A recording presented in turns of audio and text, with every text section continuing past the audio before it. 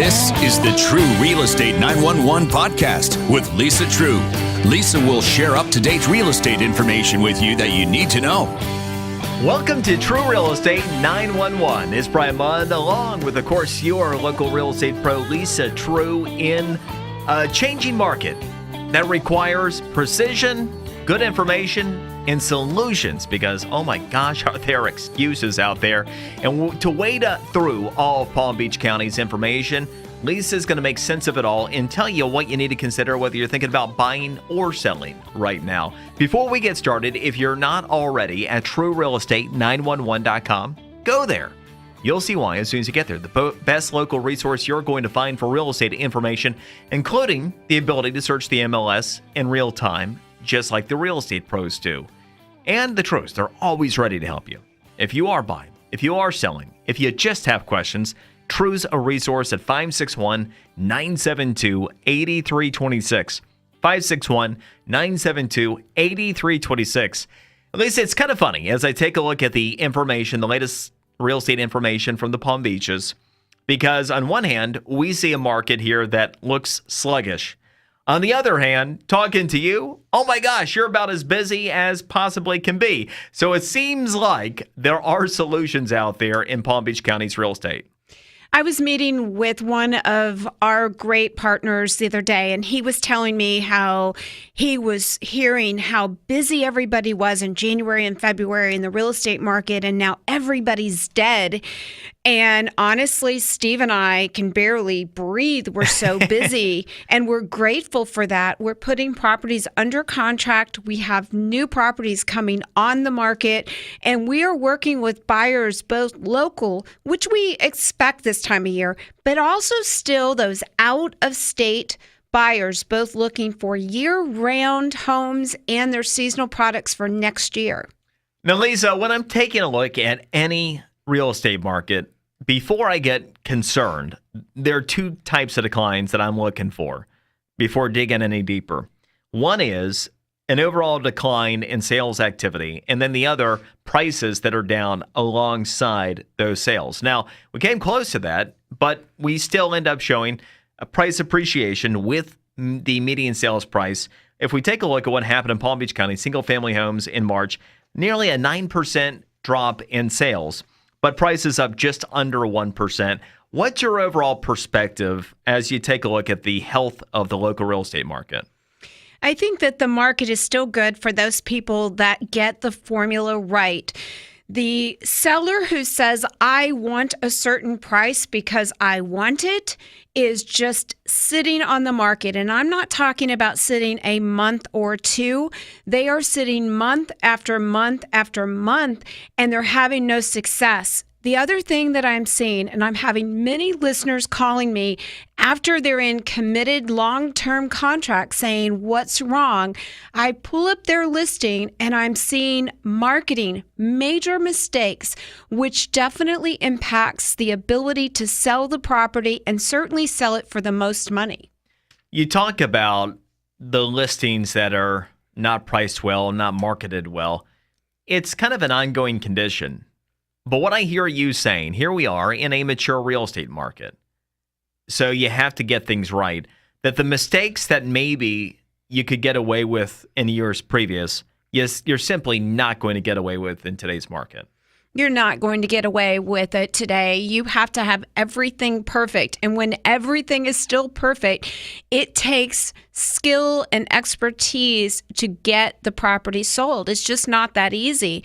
And it's one of the reasons why the failure rate in our industry is so high. I mean, 83% of new agents fail in this because this is not easy. This is one of the most complicated things to get right, especially in this market.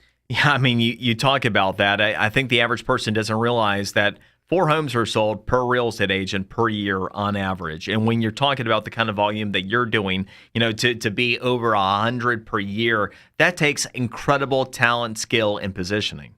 It does, and it takes giving it everything. I mean, we have a team word that we all embrace, and it's committed, and that means that there's nothing we won't do, nothing we won't say, and nowhere we won't go to help our clients achieve their goal. And then, in this world, sadly, we have to say as long as it's legal and moral, but we are going to give everything we can to help our clients achieve their goals, because that's what we commit to when we take a client on.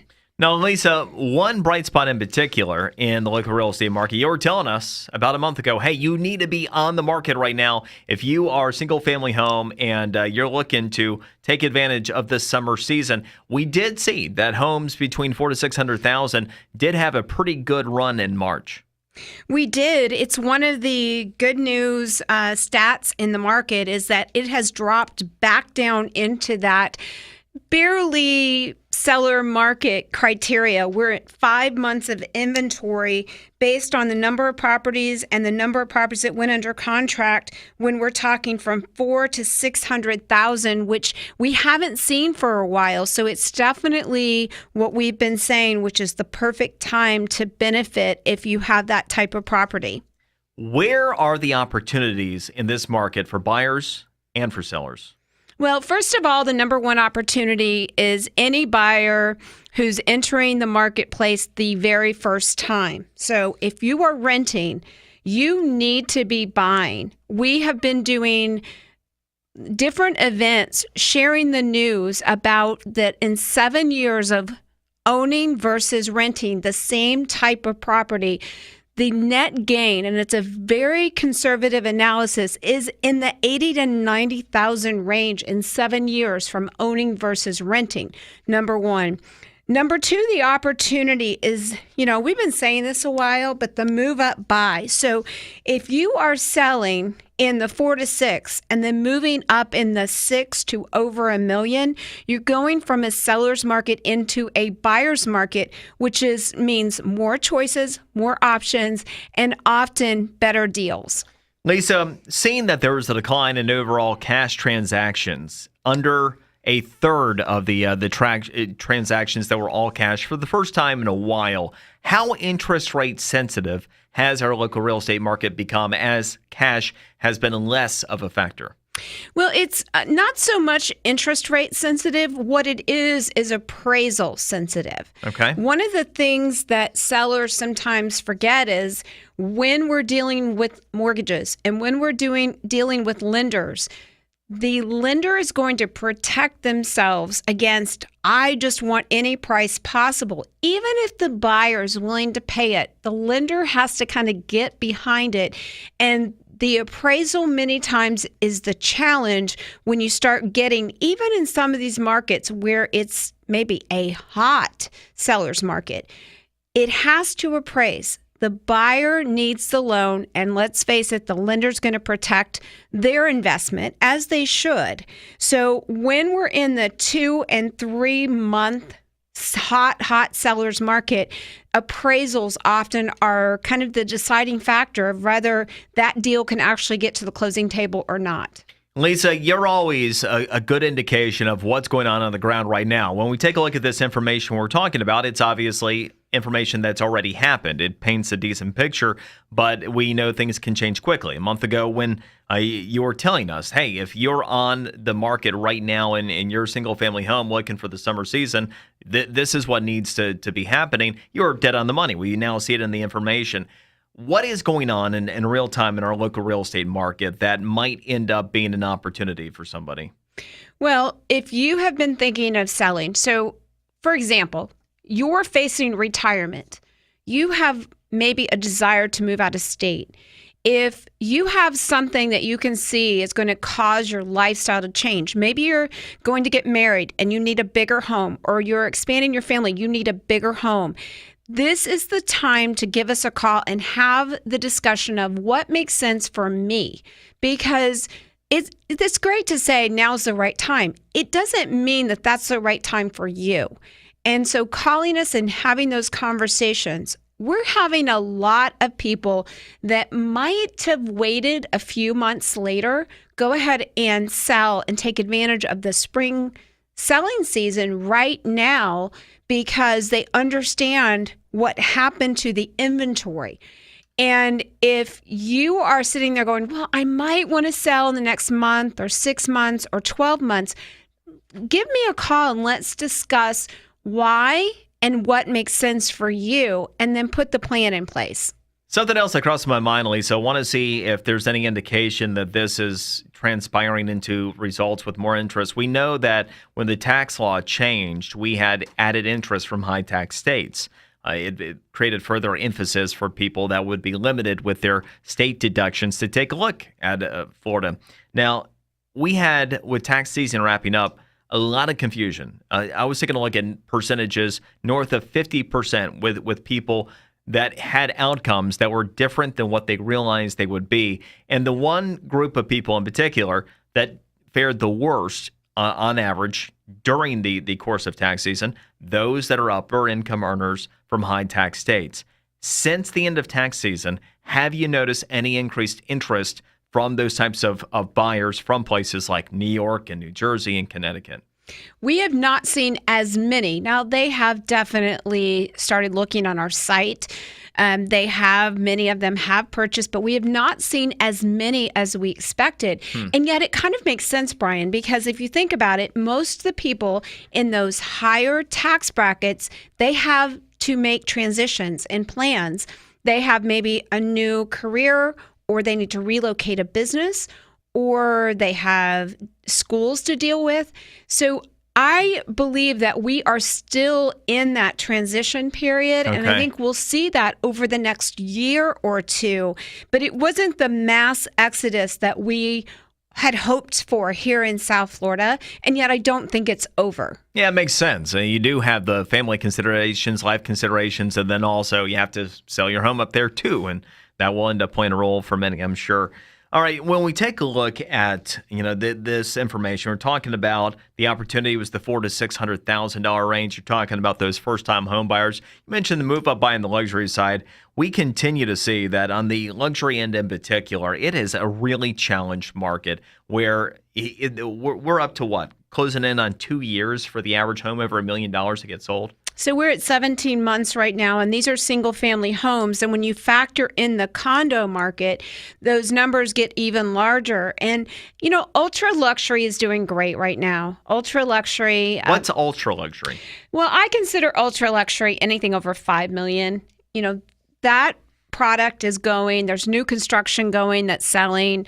There's beautiful new construction options for people looking for brand new condos in Palm Beach and Manalapan, and yet the challenge really comes in that more 9 to 2 million range, where, let's face it, there's only so many people, and changes matter to them a lot more in the economy or in our real estate market. The move-up buy sometimes slows down when inventory starts to grow. So it's just getting that formula right. And I will tell you, they are probably the seller who needs to pay the most attention to getting the formula right.